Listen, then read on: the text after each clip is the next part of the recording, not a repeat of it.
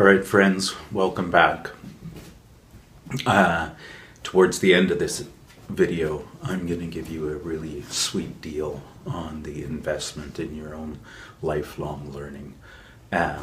But before we get there, I want to recap where we've been and tell you about a story that has been emerging over the last probably 6 months, 6 years to 6 months, depending on when you date it. But let me start with your own lifelong learning as a peace builder. In these videos, I've been giving examples from Canadian School of Peacebuilding, and that's because I was the founding director there when I was also a professor in peace and conflict studies at Canadian Mennonite University. So those are just the stories that I know. There's lots of great places to get great education for peace builders. In fact, I'm going to tell you about how we're partnering with some of those places. Mindanao Peacebuilding Institute, the North Regional Asian Peacebuilding Institute, the Pacific Peacebuilding Institute, the Karuna Center, the Resolution Skills Center. There's lots of different places you can go around the world to get fantastic training on how to be engaged peace builders beyond borders. And I'm telling you the stories that come out of my own experience. So I do want to talk, though. I want to talk about your own lifelong learning as a peace builder. I started by saying I want to talk about your survival as a peace builder. And I have seen that light of peace building go out in peace builders over the years. And I've seen some of the very people that I see as my own role models struggle with always giving and not feeling nourished or challenged or encouraged in the ways that they could be. One of the best weeks that I spent in my whole life was a week with what I saw as the leaders of healing justice from around the world. With a grant, we were able to fly them all into Winnipeg, and I could spend a week with them, or we could spend a week with each other. And these were my role models. And over the week, I realized, and this is talking about my own blinders, I realized how they were desperately, maybe desperate is an overstatement, but they had this deep yearning for nourishment, for encouragement. And they found it hard to be an alternative in their community and always standing against or defending. They needed nourishment, and they were able to nourish each other. But it was this reminder to myself that even those that I saw as leaders needed to find ways of nurturing their lifelong learning for peace. So in this series, I've been saying there's a huge value in doing that, not in isolation, but rather along dissimilar peace builders. I just listed some of the peace organizations that do this kind of work. It's interesting in the corporate world. Quite often they develop a leadership training for their own business and make sure it's uniform across everybody in the business has the same training. But in the peace building world, it's opposite. It's just so important to get together with dissimilar peace builders and find out how they're doing things differently. Not that you copy them exactly, but rather that you are challenged to think differently. So with School of Peacebuilding, we've been going on for 6 years, doing intensive courses in June. And over the years, we've connected with hundreds and hundreds of people that have either come or applied and wanted to come but couldn't come. And so we started to survey them and say, what are your biggest barriers? So if you think of education beyond borders, we started to think about it as an issue and say, okay, what are the biggest barriers that you have to doing this kind of education? And we did surveys 2 different years. We had 300 different respondents, and between 68 and 75% of them said that price and visa was a problem. So we rolled back our prices, and we saw some bump in the people that came. But if price is a problem, it's always going to be a problem. And peace builders have a tendency to spend their money on other people rather than benefiting themselves. And so we tried to work at price, and we tried to work at visa issues, getting government permission to come. But these are all difficult issues, and the more we focused on the problem, remember we talked about this in the first video, the more we focused on the problem, the less we saw solutions to those problems. And so we had to widen our lens, and this is what this nested paradigm is about. It's about widening the lens. So we said, if people find it difficult to come to Canada in June, what are other ways we can serve the needs of peace builders? Who are we connected to within the system? So we switched from, how do we fight this visa and price issues, to looking at who are we connected to in the systems that could help us. And so we thought, well, all of the people that have come and taught at the School of Peacebuilding in the past, we had them here for one-off teaching, and then they went back to their homes.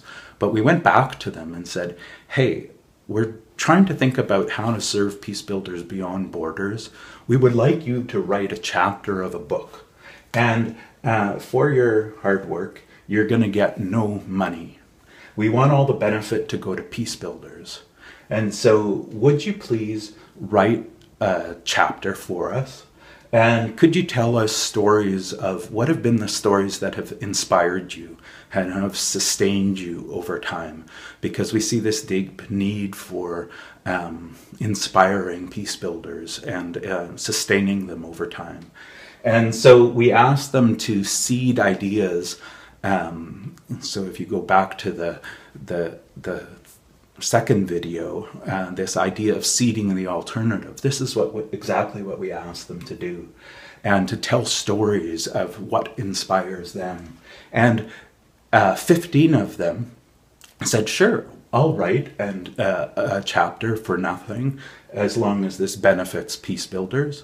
And so in the first two videos, you heard a bunch of names of people. Some of them you probably knew, and some of them you probably didn't. They're all agreed. All of those people wrote chapters for us. And then we went to a university press. And university presses are having a hard time. If you watch that two-loop theory of change, the whole book industry has passed its peak and is declining. And when something's declining, people know they need to think about alternatives, but they're very risk adverse to actually doing those alternatives. So we went to the university press and said, we know you spend about $7,000 per book before, by the time you get books in hand. So what if we spent $7,000 to do a book with these really interesting people, but we'll spend this money a little bit differently, and we'll figure out how to get ebooks so that everybody can do this, and we'll figure out how to collaborate with other organizations, and we will even volunteer for you to do a lot of the light work. But once your $7,000 is covered, we want to make sure the rest of the benefit goes to peace builders, not just to the kind of the usual suspects. So they said, they said, sure, of course we'll publish this book. These are really interesting people, and we had to figure out how to work. But we tried to share their risk to say, hey, can we use this $7,000 to create something else? So then we went to other people that were known in the system and had the advantage of the system and said, hey, we want you to do something for free for us. And so we said, we've got these great authors, probably you know some of them, and we've got this great university press that we're doing something creative with, and we want you to essentially read the book and illuminate to others in the system the significance of these alternatives. And so again, if you watched the second video, this is about illuminating. And so we had over 20 endorsers, 2 Nobel laureates, people that are leaders in the field of conflict resolution, conflict transformation, restorative justice, several NGO executive directors, all write endorsements. And of course, they don't get anything for that. But then we started to say, hey, we've got this interesting book. People have agreed to be flexible, but maybe we shouldn't just use this to serve School of Peacebuilding. So we started to shift to this question. Where are the communities around the world where this could actually really be helpful? And in some cases, these are competitors of School of Peacebuilding, or could be seen as competitors in that they offer similar things. But how do we transition from thinking about people as competitors or enemies to thinking about them as potential partners? So we sent out and said, hey, would you like to a bunch of organizations, would you like to be revenue sharing partners? Because we've got this deal with this university press, we've got these people that have written and these endorsers, and the press is willing for us to use this as a fundraiser, and we're willing to extend this to you. So would it be possible for us to raise $50,000 together for these different organizations? So effectively to 11 different organizations, we were able to say, let's work together as revenue sharing partners. Let's figure out that every book that's sold from your network, you get half of the sale price right up front. And they said, sure, that equips our people and that gives us the possibility of some funds. And so they agreed to it. And of course, School of Peacebuilding benefits too, right? And people hear these stories of these of some of the things that have happened in School of Peacebuilding. So the benefit is both ways. And then we said, well, who are we connected to that would be really excited about this? And so we offered people to volunteer to be part of an international launch team for this book. And we had over 75 people. We selected 75 from all the people that applied, people from 25 different countries, to say, would you please help us do this book? We're trying to do something different. We're trying to, we want your help to review the book, positive or negative. It's totally up to you. But get a copy of the book, review it, and let people know what it's about. And then we thought, well, if we sell the book, what price should we sell it? And we tried to make it as low as possible and so that as many people could benefit. And so we came up with this number, $19.48, as the sale price. And so if you take the $50,000 that we're hoping to raise over 2 weeks for all of these peace organizations and add the 7, there's $57,000. And if you divide that by the 1948, you can see we need 3,008 people to do that. And between all of our networks, I think that's entirely possible. But we did one step further.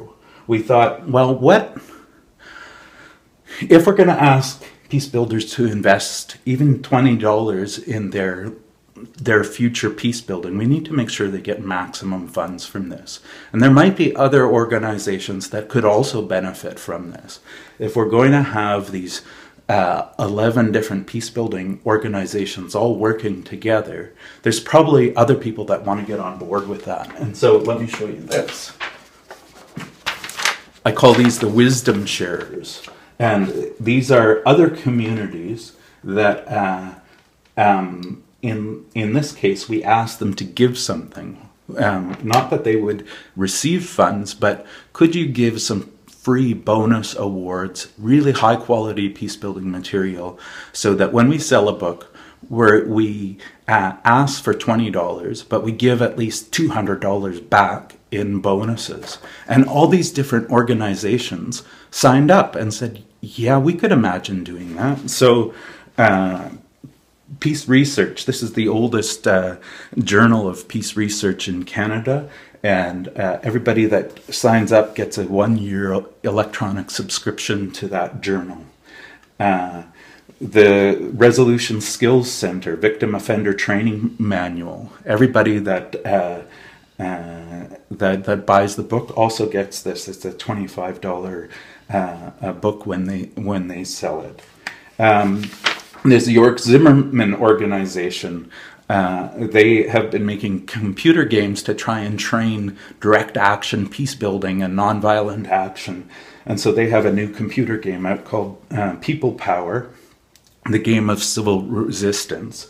And they're giving everybody that buys a copy of the book a free copy. And then Canadian School of Peacebuilding, you'll get ongoing access to the 4 training videos, a sampler course that's going to have, they're filming in June of 2015, so that'll come a little bit later. And we said access to the newsletter, which is engaged e-network of peace builders around the world. We didn't put a price on it, we called it priceless. And Peace and Justice Studies Association has given us permission to do a draw, so one person will get this, for 1-year individual membership in the Peace and Justice Studies Association, which is an activist and scholar organization in North America, and has it's tremendous for their listserv. It's one of the places that you hear about jobs in the field. So again, here we were asking people to give, not to take, and it turns out that we, for every book that we sell, we have $260 of bonuses that we can give you. So this book, I picked it up just yesterday off the press. It's Voices of Harmony and Dissent, How Peace Builders Are Transforming Their Worlds.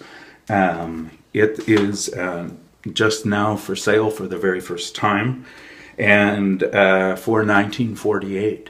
And all of the people that have written chapters in it, you've heard about in the previous videos. And you can see all these endorsements from the people. And what we're trying to do is make sure that the benefit flows to peace organizations. I don't know if we'll get to $50,000. I sure hope we do. And for the next week, the next 7 days, the bonuses are in place. So you can buy the book at any time, but if you want to get these extra $260 in bonuses, there will be 7 days that you're able to do that over. So this is what we can offer you as part of an investment in your own lifelong learning as a peace builder. Pay just under $20 and then get $260 of bonuses. My hope is that this deeply nourishes you, that the benefit goes to equipping peace builders around the world. If we do actually hit that mark of 3,008 peace builders, if you times that by the bonuses, 260, that's over $700,000 of value of peace resource training that we're going to try and give away in the next 7 days.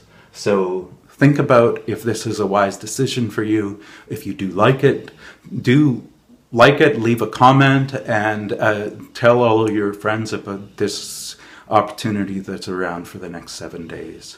It's been fun to be on this journey with you, and I do hope that you find ways, whatever they are, to nurture yourself as a peace builder, so that that peace building light doesn't go out, but that it shines brighter and brighter.